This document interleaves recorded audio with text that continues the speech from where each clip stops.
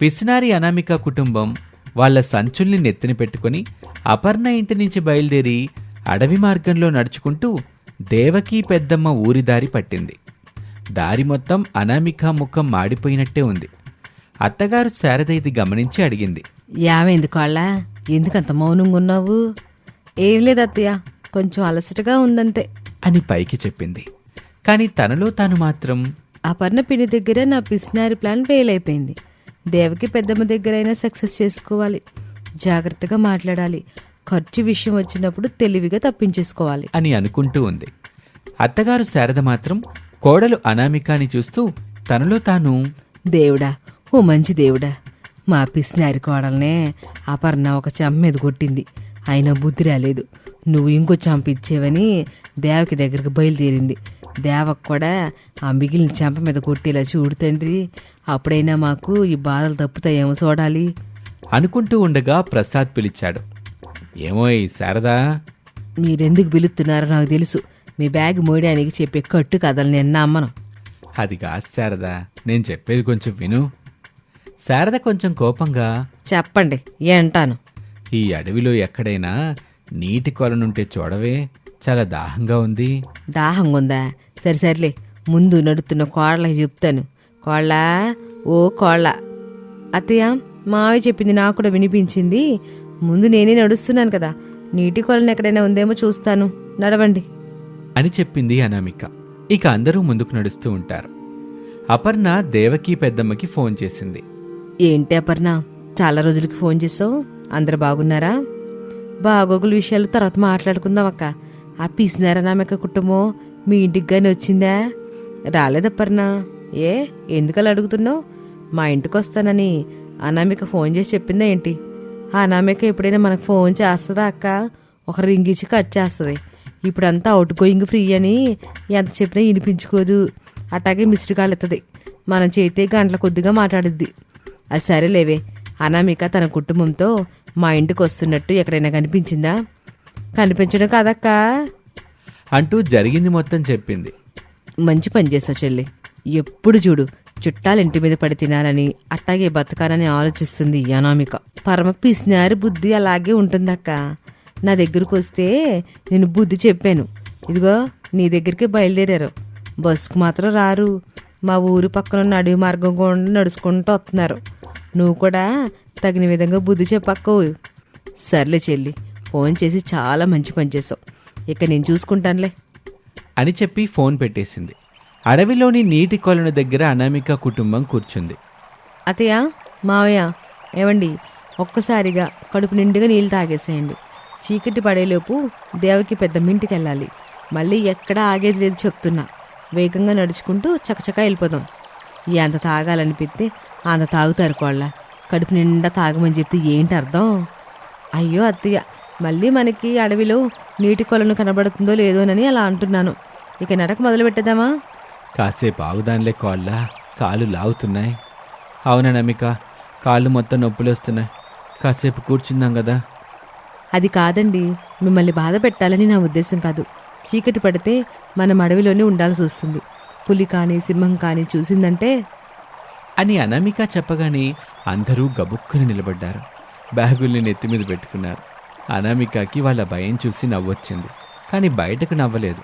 పదండి అని చెప్పి బ్యాగ్ని నెత్తిన పెట్టుకుని ముందుకు నడవటం మొదలుపెట్టింది.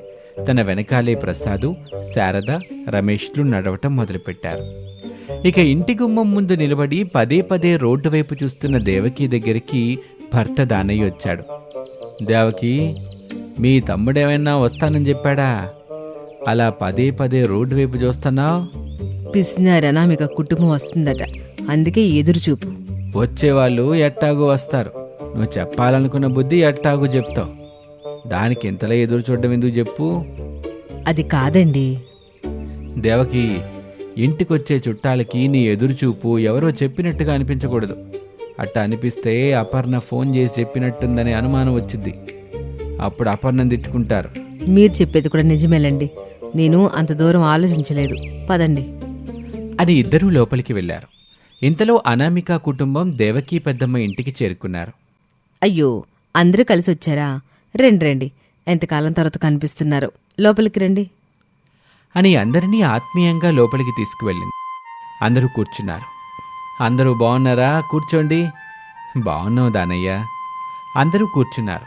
దానయ్య ఫ్యాన్ వేశాడు. దేవకి నీళ్లు ఛాయి ఇచ్చింది. వాళ్ళు చూపిస్తున్న ప్రేమకి అనామికకి ఎక్కడా లేని ఆనందం కలిగింది. తనలో తాను, పోనీలే, అపర్ణ పిన్ని దగ్గర అనుకున్న ప్లాను సక్సెస్ కాలేకపోయింది. దేవకి పెద్దమ్మ దగ్గర అయితే సక్సెస్ అయ్యేలాగే ఉంది అని అనుకుంది. మరి మీరు ఎన్ని రోజులు ఉండాలని వచ్చారో చెప్తే అందుకు తగ్గట్టుగా సరుకులు అవి చూసుకోవాలి కదా అనామిక అని అడిగింది దేవకి. అనామిక ఒక్కసారి అపర్ణ దగ్గర జరిగిన విషయం గుర్తు చేసుకొని జాగ్రత్తగా సమాధానమిచ్చింది. పెద్దమ్మ, ఓ 2-3 రోజులు ఉందామని అనుకుంటున్నాం. దేవకి నవ్వుతూ మంచిది అనామిక, కానీ మా ఊర్లో ఒక ఆనవాయితీ ఉంది అని చెప్పగానే అనామిక ముఖం వాడిపోయినట్టు అయింది.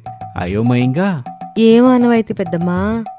ఈ ఊర్లో ఎవరింటికి చుట్టాలొచ్చినా చుట్టాలు కాకుండా ఇంటి వాళ్ళలాగా అవుతారు, సొంత వాళ్ళు అవుతారు. అందరూ కలిసే పనులు చేసుకోవాలి, ఖర్చులు కూడా పంచుకోవాలి అని చెప్పింది. అనామికకి మళ్లీ షాక్ తగిలింది. తన చేతిలో టీ కప్పు జారింది. 2 ముక్కలయ్యింది. అనామిక అదోలా దేవకిని చూసింది. ఏం కాదులే తల్లి, అన్నిటికీ లెక్క చూసుకుందాం. మరొక కప్పులో టీ తీసుకురా. వద్దు పెద్దమ్మా అని పైకి చెప్పి తన మనసులో, ఇక్కడ కూడా అదే కథ, దెబ్బ మీద దెబ్బ. ఏంటిది, నా అదృష్టం ఇలా ఉంది, మాకున్న చుట్టాలందరూ ఇలాగే ఉన్నారా ఏంటి అని అనుకుంది అనామిక. ఆ రోజు రాత్రి అందరికీ దేవకి పెద్దమ్మ ఆకులు వేసి కమ్మని కూరలతో భోజనం పెట్టింది. కాని వాళ్ళు తినకుండా దేవకిని చూశారు. మీ చూపులకి అర్థం నాకు తెలుసు. ఈ పూటకి ఎలాంటి లెక్కలు లేవులే తల్లి, ఏం చేసినా లెక్కలోకి రాదు. ఎంత తిన్నా సరుకులు తేవాల్సిన అవసరం లేదు అని చెప్పగానే అనామిక ముఖం ఆనందంతో సన్ఫ్లవర్లా విచ్చుకుంది. దేవకి ఆ మాట చెప్పగానే ఆకలి మీదున్న వాళ్ళకి రుచికరమైన భోజనం దొరకటంతో కరువు ప్రాంతం నుంచి పారిపోయిన వచ్చిన వారిలా గబగబా తింటం మొదలుపెట్టారు. శారద దగ్గర ఉన్న చికెన్ లెగ్ని అనామిక లాక్కుంది. అలా అనామిక తింటుంటే శారద అనామిక దగ్గరున్న ఎగ్ని తీసుకుని తింటుంది. అందరూ కడుపు నిండా తిన్నారు. బయట వాళ్లకు మంచాలు వేశారు. అత్తాకోడలు ఒక మంచంలో, తండ్రి కొడుకులు ఒక మంచంలో పడుకున్నారు. మరుసటి రోజు నుంచి దేవకి పెద్దమ్మ తన స్టైల్ని చూపించింది. అనామిక, మార్కెట్కి వెళ్తావా? కూరగాయలు తీసుకురావాలి. అనామిక వెంటనే తప్పించుకోవటానికి, పెద్దమ్మ, నాకు కొంచెం తలనొప్పిగా ఉంది. పర్వాలేదులే అనామిక, కొంచెం గాలది తగిలితే బానే ఉంటుంది, వెళ్ళేసి వచ్చి. అలా మొదటిసారి తప్పించుకోలేక అనామిక వెళ్లాల్సి వచ్చింది. కూరగాయలు తీసుకొచ్చింది. వెంటనే, అయ్యో అనామిక, గ్యాస్ అయిపోతుంది, కొత్త సిలిండర్ తీసుకురావాలి అని చెప్పింది దేవకి. అనామిక మళ్ళీ షాక్ అయింది. ఇక్కడ ఉంటే ఖర్చులు పెరుగుతున్నాయా కానీ తగ్గట్లేదు అని అనుకుని మొహమాటం కోసం సిలిండర్ని మోసుకుంటూ గ్యాస్ ఏజెన్సీ వరకు వెళ్ళింది. ఖాళీ సిలిండర్నిచ్చి ఫుల్ సిలిండర్ని మోసుకొని ఇంటికొచ్చింది. కనీసం ఆటో డబ్బులైనా మిగిలే అని అనుకుంది. ఇంతలో దేవకి సరుకుల లిస్టు సంచి పట్టుకొని వచ్చింది.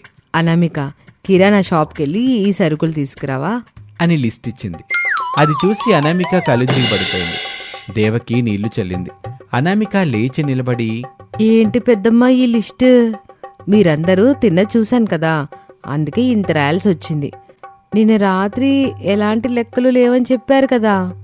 అస్సలు రూపం బయటపడాలంటే అప్పుడప్పుడు ఇలాంటి అబద్ధాలు ఆడాలి మరి అని చెప్పింది దేవకి. అనామిక ఏమీ మాట్లాడలేదు. అనామిక, ఇక్కడ ఉండడం అంటే బాధ్యత. మనం ఎవరింటికి వెళ్ళినా వాళ్ళకి భారంగా కాకుండా ఉండాలి, సహాయం చేయాలి. ఆ మాటలు అందరూ విన్నారు. అనామికకి చాలా అసౌకర్యంగా అనిపించింది. అయినా తన స్వభావం మార్చుకోకుండా, ఇక్కడ ఇలా ఉంటే ఇంకో చోటుకైనా వెళ్ళాలి, అక్కడైనా నా మనసు సంతోషపడాలి. అత్తయ్య, మనం మా మావయ్యల ఇంటికి వెళ్దాం, వాళ్ళు చాలా మంచోళ్ళు. శారద అనుమానంగా చూసింది. మళ్ళీ అదే ప్లాన్ కదమ్మా కోళ్ళ. కాదు మావయ్య, పదండి, ఇక్కడ ఖర్చు మన ఇంటికంటే డబుల్ అవుతుంది అని చెప్పింది అనామిక. అలా వాళ్ళు దేవకి పెద్దమ్మ ఇంటి నుంచి బయలుదేరారు.